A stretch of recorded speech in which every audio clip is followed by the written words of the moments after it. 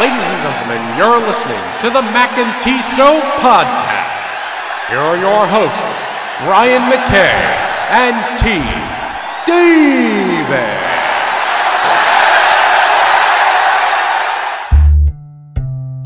This is the Mackay T Show. This is the Mackay T Show. We talk movies and TV shows, sports and world news, coasting like on a world cruise. Hosted by Brian Mackay and T Davis.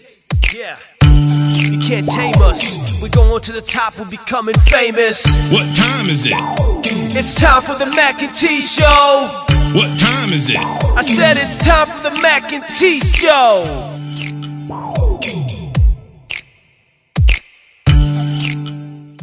Welcome back to the Mackay T Show podcast. It has been a couple of weeks hiatus. I apologize. It wasn't the flu, but it was about everything else that fell upon my house and caused us to miss a couple of weeks. And Thanksgiving was last week, so happy Thanksgiving belated to everyone. T, I've been getting a lot of stuff about our, first of all, a lot of people making fun of our reading styles, but that's okay. Well, look, this is what we got. Y'all don't be jealous. Yes, we are what we are, and we don't apologize. But at the other hand of that, they are very, very intrigued as we go through all of me. Well, I think y'all gonna enjoy these next couple chapters because, I tried to glaze over some of them, and I was text Brian, and I was like, Brian, something good and juicy about to happen.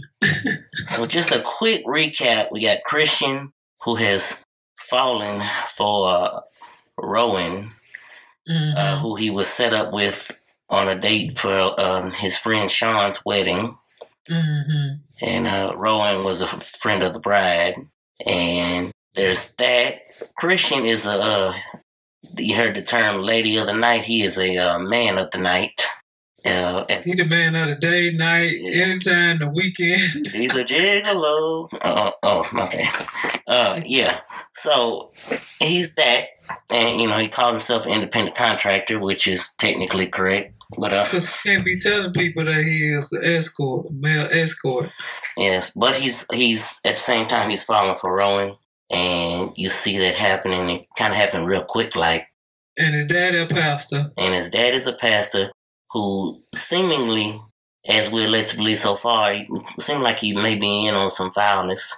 It ain't the daddy, but anyway, his right-hand man. The cousin in a bad relationship. Yes. Because I think that's going to come up. Yeah, so his daddy's right-hand man, the cousin Ian, seemed to be doing some foulness. He is definitely physically abusing his significant other, Mia. It's getting good. There's some juiciness coming. And, I'm here for it. I'm here for it all. So let's get part 3 on the way. As I always do. T can start us off. All right, here we go. Chapter 11, Family Matters. Thanksgiving rolled around and Christian invited Rowan to come home with him. But she told him she would have loved to meet his family, yet she had already purchased tickets to fly to see her parents. Christian asked her to spend Christmas with him. She told him she would think about it. When Christian got home, his parents were at the house, as was his Aunt Ann and his cousin Mia. Christian could not help but notice everyone seemed happy he was home except Mia. When Ian showed up for dinner, Christian was confused. His pleas to his father for Ian to be fired went unheard, and Mia had not kept her promise to end things with Ian either. He would have talked with her as soon as the opportunity presented itself. A couple more family members showed up, and it wasn't long before Orlando was blessing the food. The conversation was flowing, and Christian's love life came up, which he knew would. So, Christian, you got a special someone? Aunt Ann asked. No. Christian didn't want to answer a lot of questions. He would bring Rowan up if she decided to come home with him for Christmas. Dinner was uneventful. Everyone ate and everyone enjoyed family time. Aunt Ann, Olivia, Mia cleaned the kitchen while the men headed to the television to watch football. Orlando headed to his office to do some studying. Christian saw Mia leave the kitchen and walk from the dining room. He decided he needed to confront her about her male friend. he was going to leave it alone until talks of her and Ian getting married came up at dinner. Can I speak with you? He caught her in the hallway that led to the stairs to the basement. Sure, what's on your mind? Mia said, already knowing why he had stopped her. What is this talk about you and Ian getting married? Christian asked. I don't have to explain anything to you, Mia said. What? He said he won't hit you again, right? Christian said, look, Christian, you are not my father. I don't have to explain anything to you, Mia said. I can't believe you. I would have never pegged you as the type of woman to let a man hit on you. Lower your voice, Mia said. I told you I will handle this. You can't handle it. Are you serious right now? Christian half whispered. Everything okay, baby? Ian came down the hall. Christian glared at him. It would be nothing for him to knock him out again. Yes, everything is fine, Mia said. Ian grinned at Christian. Your mother is looking for you, Ian told Mia. Mia walked away. Ian and Christian had a stare-off. You might want to mind your own business, Ian said. You never can tell when a skeleton might fall out of a closet. Ian said his piece and walked off. Christian watched as Ian walked away. Did he know what Ian did for a living? He couldn't know. His occupation was the only skeleton in his closet, but there was no way Ian knew anything. He didn't run in the same circles as anyone Ian knew. But then there was his father, who knew people all over the world. There was an off chance he had crossed paths with someone. No, that wasn't possible. The women he escorted were discreet, and they would never tell anyone they paid for companionship of a man. No, he couldn't know anything. Christian, can you step into my office? Orlando stuck his head out of his office door. Orlando had overheard enough of his son and niece's conversation to inquire about what Christian knew. He was shocked by what was disclosed. Everything was good the next several days. Christian got to spend time with his family and see some other relatives. He talked to Rowan every night and was happy with the direction their relationship was going. The night after they spoke, he thought about his life and knew being in a relationship, some things would have to change about the way he did business. He would cross that bridge when he got to it, he thought. Saturday night, Christian came home from the movies with his mom, aunt, and Ian and Mia. No sooner than they walked in the house, Orlando asked Mia into his office. Have a seat, Orlando said. Mia took a seat in a chair in front of his desk. Orlando took a seat on the corner of the desk. I would start by saying, you know I love you, and no matter what you tell me, that would not change, Orlando said. Mia immediately became anxious. Yes, sir. How are things going between you and Ian? Fine, Mia said. Orlando noticed, for a woman who claimed to be in love, Mia's expression did not change. Normally during individual sessions for marriage counseling, when he asked about the other mate, the person lit up. Mia seemed indifferent. How does he treat you? Orlando asked. Fine. Why are you asking so many questions? Some things have come to my attention, and I am concerned about your welfare. Things like what? Has Ian ever put his hands on you? Orlando asked. Mia looked at her uncle and then dropped her eyes. That was her tale. Most people had one, whether they knew it or not. No, she lied. Never? Orlando asked. Mia looked at him again and disconnected eye contact immediately. No. That's good to know, Orlando said. Can you ask Ian to come in? Mia left her uncle's office steaming at Christian. She knew he was the reason Orlando was asking questions. Orlando asked Ian the same line of question. Only difference was Ian smiled when he talked about Mia, talked about how much he loved her and was grateful that God had sent her into his life. I really couldn't imagine my life without her, Ian said. Orlando couldn't understand how a man could claim to love a woman yet abuse her. He supposed some things he would never understand. Look, Ian, some things have been brought to my attention that are concerning. I am going to give you a leave of absence so you can get some help. I have a friend, Orlando started. Get some help? Some help for what? Ian asked. I know you have been abusing Mia, and if this was 20 years ago, I would handle this very differently, but it's not. So I'm going to allow you to leave here and get some help for your problem, Bishop. So I don't know who told you that I was abusing Mia, but that's some misinformation. Ian, Don't insult my intelligence, Orlando stood from behind his desk. You need some help, and I suggest if you want to work with me again, you better get it. Yes, sir, Ian said. Though he looked calm, he was about to burst inside. Ian stood up and thanked Orlando for being so understanding. His thoughts were everywhere as he left Orlando's office. While Ian was having his discussion with Orlando, Mia was having a talk with her of her own with her cousin. I would never forgive you for this. Don't ever speak to me again, Mia said, and headed upstairs to wait for Ian to finish his talk with Bishop. No sooner than she took a seat with her Aunt Olivia and Anne, Ian came into the room. You ready? Yes, Mia stood to her feet.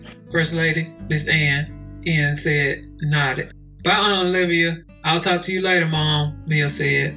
Orlando made some calls to his staff.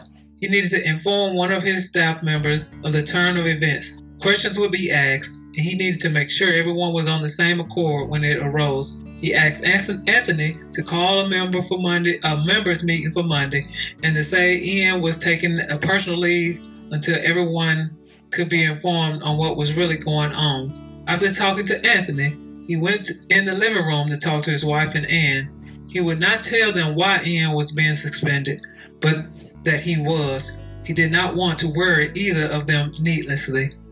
Rowan sat in the living room talking to her mother. Her brother and father were out on the deck smoking cigars and talking. Her mother never allowed her father to smoke in the house. He tried arguing cigars were not as dangerous as cigarettes, but she did not care and told him as much. So, whenever he wanted to smoke, he went outside. Are you pregnant? Elizabeth asked her daughter. She had mentioned to Edward and Rowan that she was glowing from the first night Rowan had come home. What, Mother? Of course not. Rowan wondered why her mother was asking her such a thing. Well, who is he? Elizabeth knew there was only one other reason for Rowan's new attitude. Who is who? Rowan wasn't quite ready to disclose Christian, but saw no need to prolong the inevitable. So she told her mother about Christian, how they met, and showed her a picture she had of him on her cell phone. Elizabeth thought the young man was quite handsome and wanted to know what he did for a living, who his parents were, and what they did among other things. Had he ever been married? Did he have children? And lastly, were they sexually active? Mom! Rowan looked at her mother. Elizabeth smiled. Okay, strike that last question, she said. Thank you. Now, if you are finished interrogating me, how do you like it here? Rowan asked. Her parents had only been in Switzerland a little over a year. They had decided it was where they wanted to spend their old age. While talking to her mother, Edward, her father, and Trey, her brother, came into the house. Elizabeth brought up Christian, and the questions began all over again. The interrogation shifted to Trey and his love life. Trey was much older than his sister, but had yet to find anyone since his marriage to Lisa ended 5 years earlier. The two shared a son, Edward the fourth, a child of which they shared joint custody. I'm good. I have a woman that I am interested in. Maybe you guys will meet her this Christmas, Trey said, leaving the family wondering who Trey was serious enough about to bring home to meet the family. Man, we done gone into 17th century France. Edward the Fourth. All right. All right, here we go. Chapter 12. Exception to the rule. Christian was heading home after a good workout at the gym. The past weekend had been eventful indeed. He still could not understand why Mia was so mad at him or why she would stay with Ian. He supposed there were things about women he would never understand, so he should stop trying. He was just glad that his father had heeded his advice and cut Ian loose. Maybe Mia would come to her senses and cut him loose too. He hoped it would be sooner rather than later. As he hit the highway, his phone rang, and it was his business line.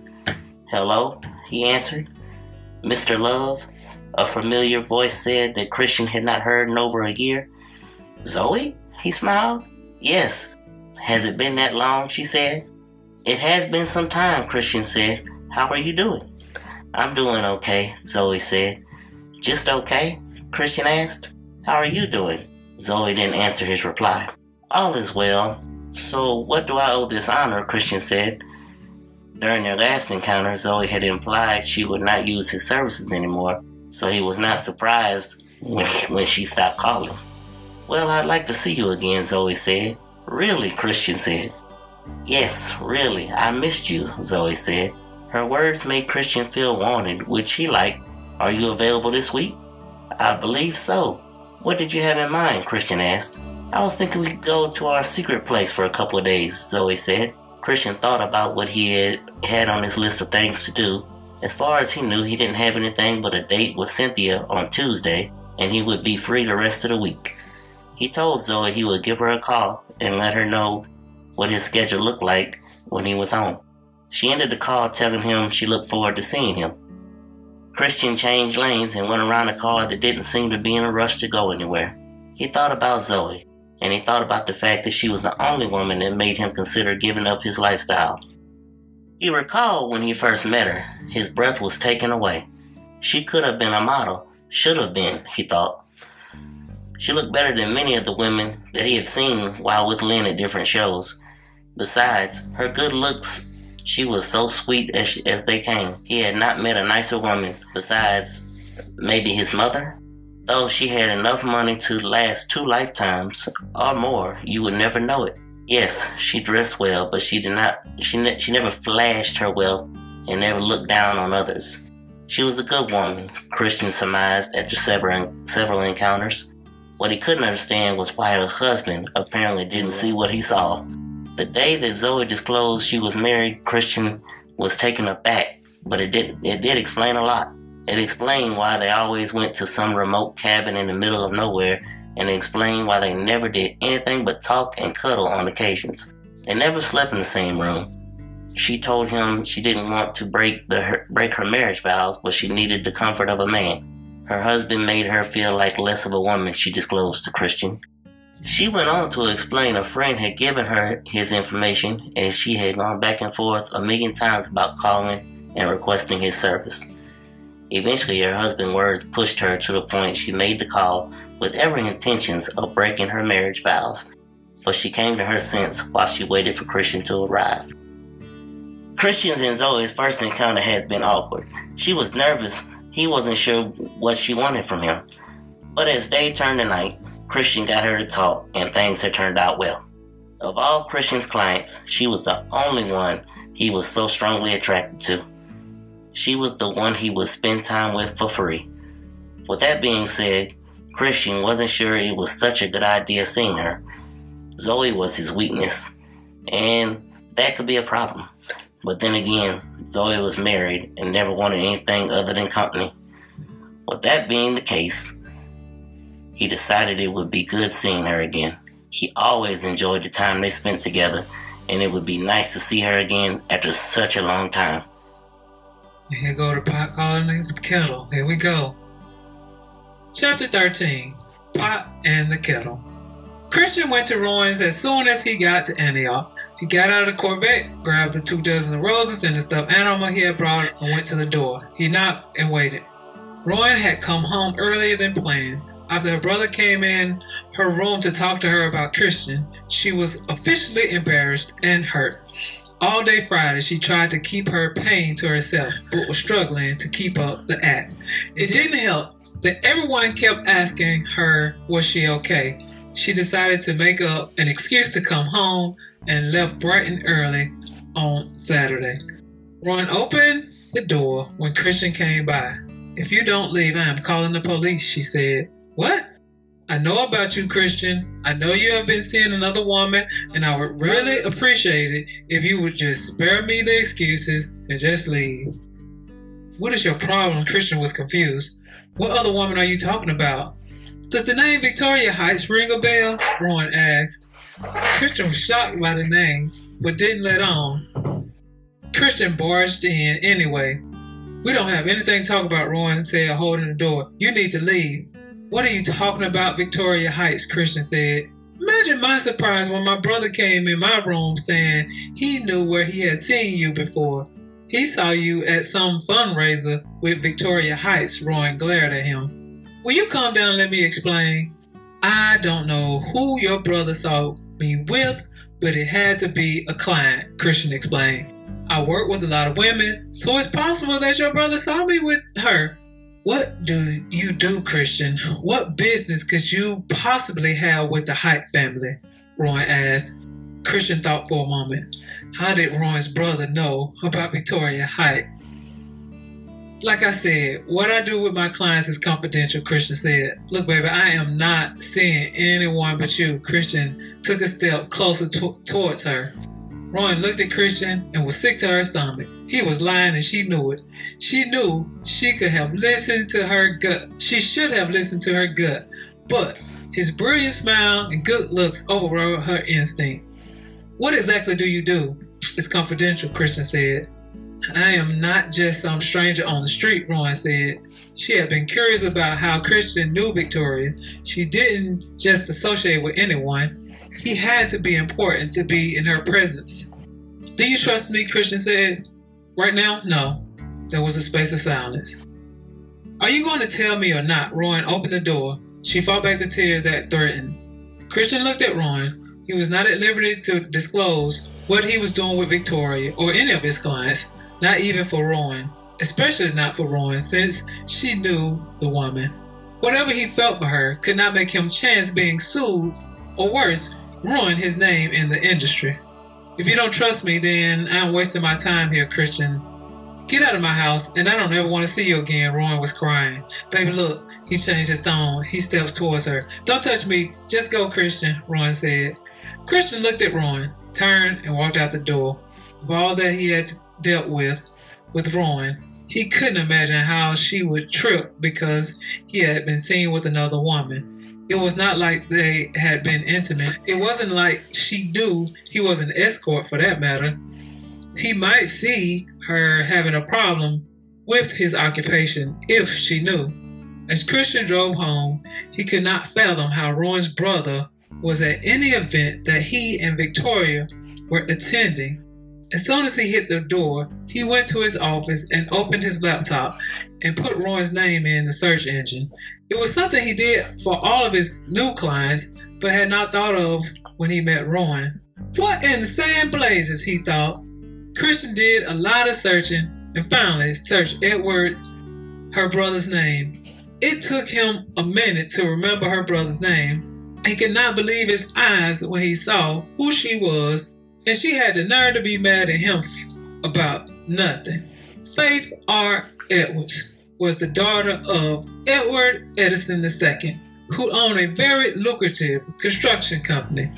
Edward Edison III was the CEO of the family business. Really? Christian said. He thought about dialing Rowan's number, but changed his mind. He did not have time for this. This was exactly the reason he had chosen not to date. Date made things complicated, and he did not like complicated. Chapter 14. Temptation. The day after his fiasco with Rowan, Christian left to meet Zoey. While flying to their secret place, Christian thought about his life and the changes he had made since he and Rowan became an item. When Christian told Francis what was going on, he couldn't believe he couldn't believe what had gone down between he and Rowan. Man, the world is getting smaller. People know people who know people. If you're going to stay in the business, it would behoove you to stay single, Francis said. I know, man. You are not going to believe this. Rowan is the daughter of Edward Edison of Edison Construction, Christian said. Okay, Francis said. That name meant nothing to him. This man had major paper, but he had built half the malls on the West Coast, Christian said. Really? I thought she was in theater, Francis asked. She is. I don't know why, since her father is filthy rich, Christian said. Crazy. When are you coming to visit? It's been a minute since you rolled through, Francis asked. Francis has attempted to get Christian out of the escort business for years. He knew his finances were not the reason to stay in the business.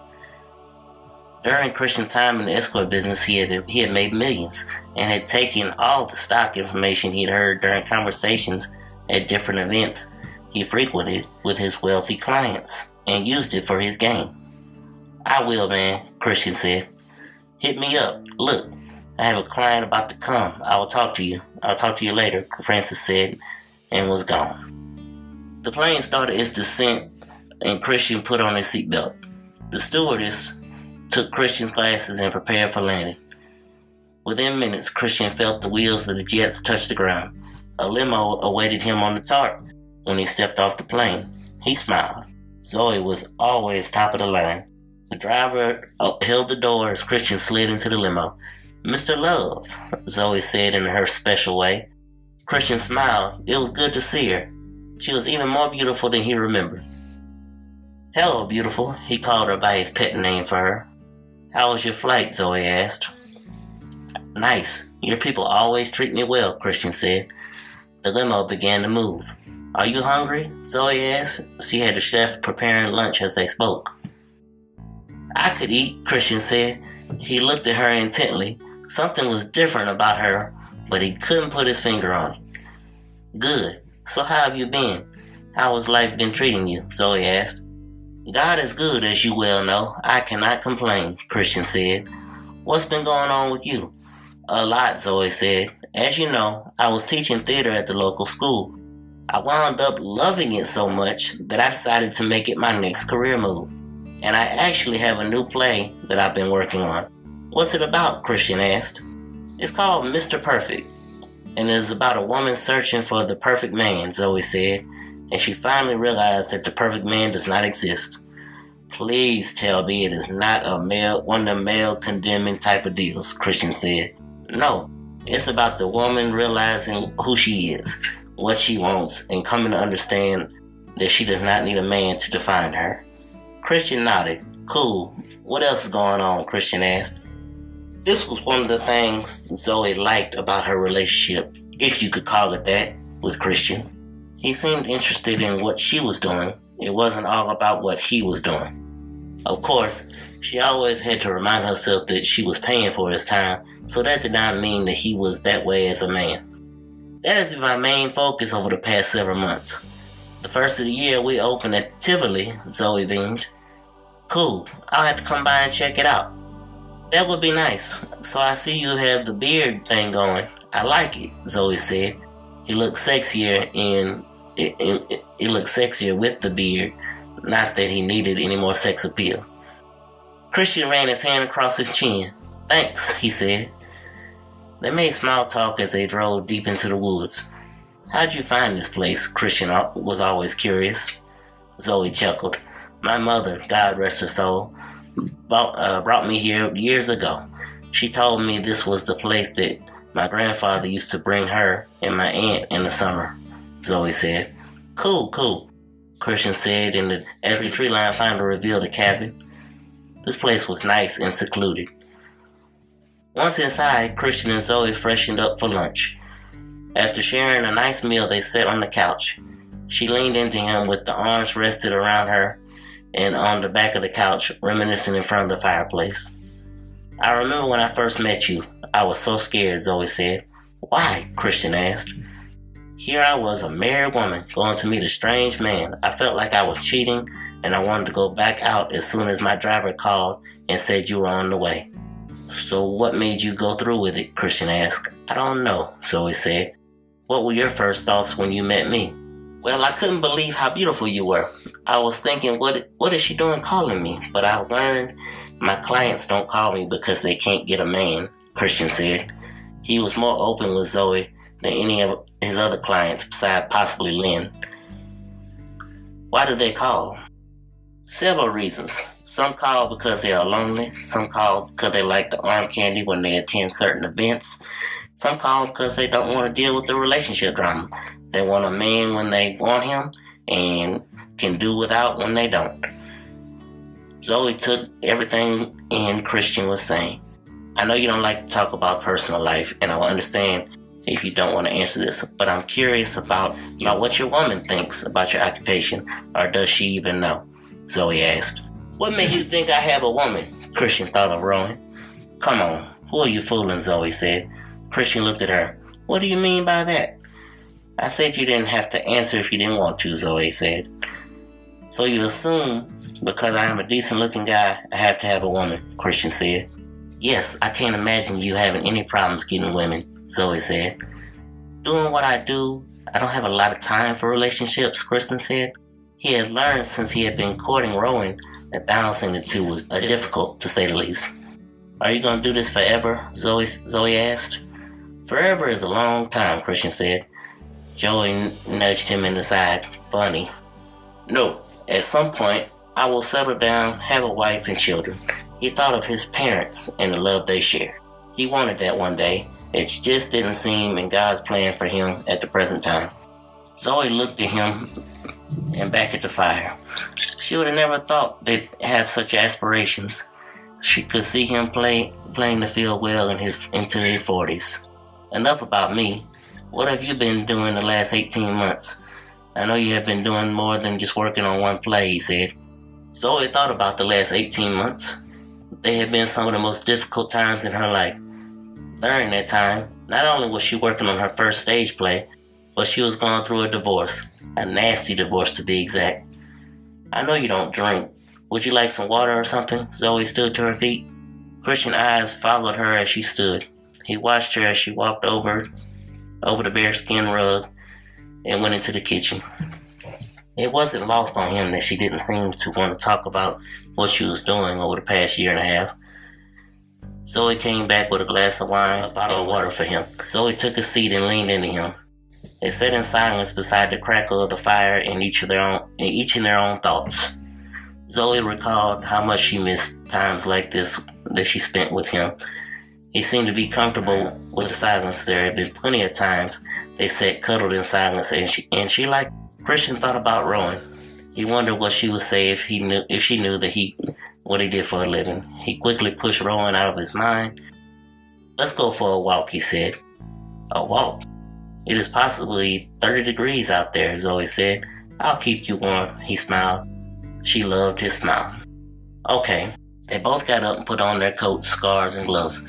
Once they were appropriately bundled up, they headed out the cabin and started walking on a little path that led to the lake behind the cabin. Since the trees were naked, you could see the lake in the distance, but when they were in full bloom, you would never know that there was a lake there. Once they got to the lake, Zoey stopped and looked out over the frozen ice. She inhaled the fresh air. She loved this place. She could see why her grandfather spent his free time there, and Christian walked up behind Zoey, wrapped his arms around her. She was pretty tall for a woman, probably 6 feet, so she wasn't like a dwarf in his arms. She mellowed in the moment. This was the reason she had called him to miss times like this. It's beautiful out here, he said, as he said what he was thinking. The elements finally forced him to leave and go back to the warmth of the cabin. They rushed back to the fireplace. Christian put on another couple of logs while Zoey spread a blanket over the rug. She grabbed a couple of throw pillows and tossed them on the floor. It wasn't long before they cuddled up on the floor from the fire like eternal lovers. Zoey turned and faced Christian. I missed you, she said softly. Christian looked at her cute button nose, her full lips, her hazel eyes that were accented perfectly by her eyelashes. Her eyebrows curved perfectly around her eyes. She was a natural beauty, he thought. If she had on any makeup, he couldn't tell, besides the lipstick, it made her lips shine. Taking in her beauty, he felt a strong desire to kiss her, but that was against the rules. There was no kissing. Even if he were to break his own rules, this was not that type of assignment. Zoey wanted companionship, nothing more. Still, he wanted to take her in his arms and kiss her. Christian was not the only one feeling the urge.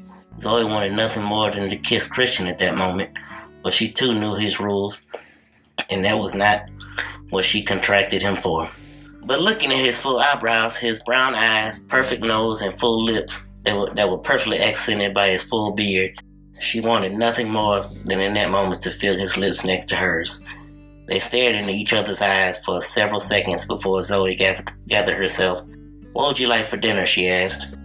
You was what Christian wanted to say, but said, whatever will be fine. Chapter 15, This Christmas. Parker was not surprised when Rowan told her she found out Christian was cheating. Parker apologized for introducing them. Are you okay? Parker asked. I'm okay, but it hurts. I really liked him. And to be honest, I thought we were headed somewhere, Rowan said. I am sorry. Sean told me he was a good guy, Parker said. I guess it is a good thing you did not give him any. Yeah, Rowan said. Speaking of, how is therapy? Parker asked. I stopped going. Why? She would tell her friend the main reason she was going was because of Christian. She wanted nothing more than to be closer than they were already becoming. The weeks had passed. She still could not believe Christian had deceived her. But then again, she could believe it. Something about him said he was trouble. And she ignored the feeling. She would not do that again. Well, are you coming to the New Year's Eve party? Parker asked. Will he be there? Rowan didn't even say Christian's name when she talked about him now. Probably. Sean did invite him. No. I can uninvite him if you'd like, Parker said. No, I cannot ask you to do that. And I am sure Sean would not be happy about that, Rowan said. I really would like for you to come, Parker said. I am not worried about Sean. I'll think about it. I guess married life is good. I haven't seen you in a while, Rowan said. Sorry, they have been keeping me busy at work, and it is a little different when you have someone to come home to. I understand, Rowan said. The two friends went on to talk about other things before Sean came home and Parker ended the conversation, promising to give her a call later. Rowan sat with her family chatting about what had happened during the year, their plans for the future, when her brother Trey came in with his ex-wife and their son, little Ed. Everyone stopped what they were doing when Trey said, Merry Christmas, everybody. No one could believe Diane was with Trey and little Ed. After the initial shock, they all found out that Trey and Diane had been talking and were working on their relationship. Seeing her brother with his wife and son, Rowan thought about Christian. She had hoped one day that would be them with their child coming home for the holidays. Thinking of Christian only saddened Rowan, so she pushed thoughts of him aside. It wasn't long after her brother and his family arrived that dinner was served. After the meal, everyone dispersed. Rowan found herself in the living room with Diane. How have you been? Rowan asked. I've been well, and you? Diane replied. I'm well, Rowan said. So how long have you and Trey been back together? We have been seeing each other for a couple of months now. We ran into each other at a fundraiser, and he came over and struck up a conversation, Diane said. She went on to explain that she was surprised when Trey called when he was about to pick up little Ed, and he said he had to talk to her. The two women continued to talk. They had been close when she and Trey were married. She was the big sister Rowan always wanted. Everything got complicated when Trey and Diane got a divorce, and they slowly drifted apart. I'm really happy you two are working things out. Enough about me. Your mother mentioned you have a special someone. What happened? Rowan was comfortable enough with Diane to tell her what happened. She was surprised Edward had not mentioned it. Rowan began to talk about Christian, and Diane could see she was unhappy about the whole situation. I am not on his side, but let me play devil's advocate for a minute, Diane said. Just because he was out with Victoria does not mean he is seeing her. I mean, if you think about it, she only dates athletes, entertainers, and men with money. What does he do for a living? He says he's an independent consultant, Rowan explained. When I asked him about what he does, he always talks about the confidentiality agreement. Again, I am not defending this guy, but let's just say he is telling the truth. If it got out that he disclosed why he was with Victoria, he could be sued for millions. Again, I don't know the guy, but you seem to really care for him. I don't know. Whatever we had is over, Rowan said. Even if it was nothing, he didn't trust her enough to at least tell what he did. So what type of future did they have? Still, Rowan thought about her and Diane's conversation. She had considered that she could have been wrong about Christian. Still, something was not right. Why was he with a woman of Victoria's status? What exactly did he do for a living? She decided it did not matter. They were no more, and it was probably for the best. Christian wasn't having such a great Christmas. In fact, things could not have been worse. When he came in town, he decided he would stop by and see Mia. After all she could not still be mad at him. It was her favorite holiday. She would surely be in a good mood. When Christian got to the house, he rang the doorbell and waited. He knew she was there because her car was parked in front of the garage. He rang the doorbell a couple of times and dialed her phone. It went straight to voicemail. Maybe she was out with her friends, he concluded. He knew where she kept the spare key, so he grabbed it and went inside. He was sure she would be surprised when she walked in and found the gift he had bought her for her Christmas. Christian was the one who was surprised when he walked in the house and found Mia lying on the ground, bloody and bruised. He was at her side in a flash. Mia, Mia, he called her name. He grabbed her up in his arms and continued to call her name as he called 911. The operator had too many questions. All he wanted was the woman to send some help. Mia, Lord, please, please don't take her away from us. Mia, just hold on. Help is on the way. Christian held her in his arms on the floor.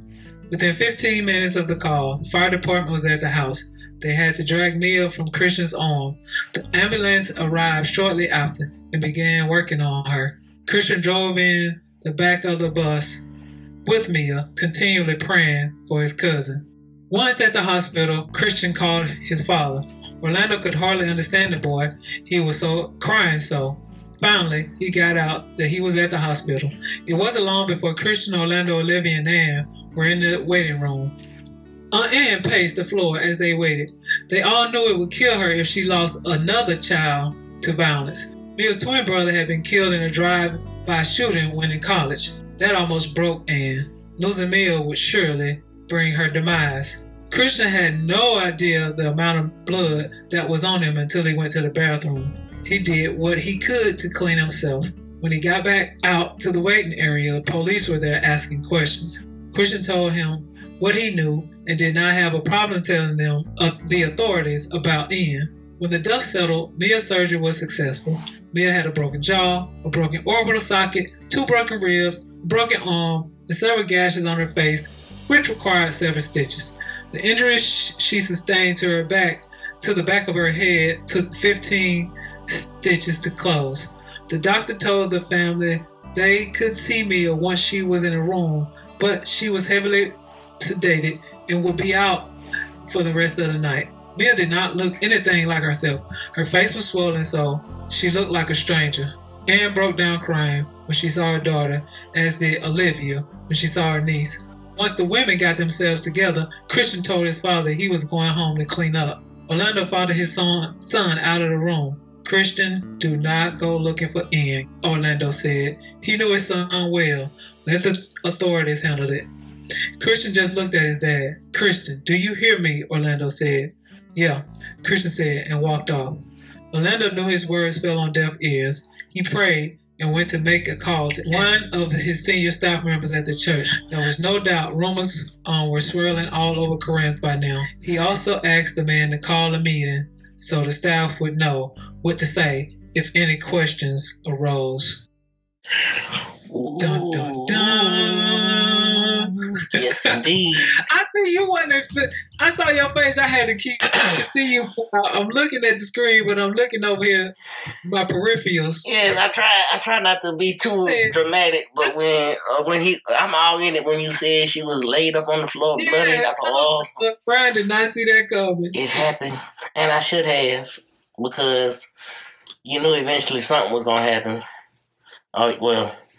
You've seen too many movies and read too many books to know that something was gonna happen. Oh yes, this is getting good.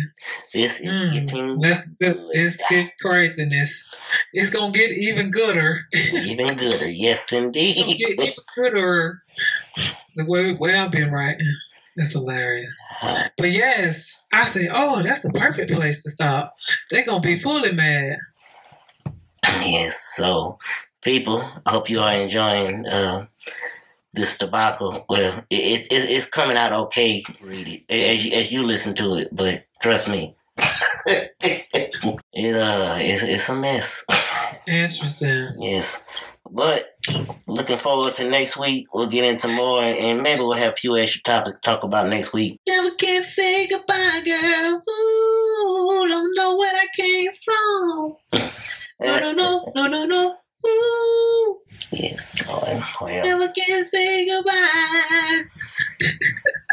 But unfortunately, it's time for us to say goodbye to this episode. I never can say goodbye. No, no, no, no, no, no.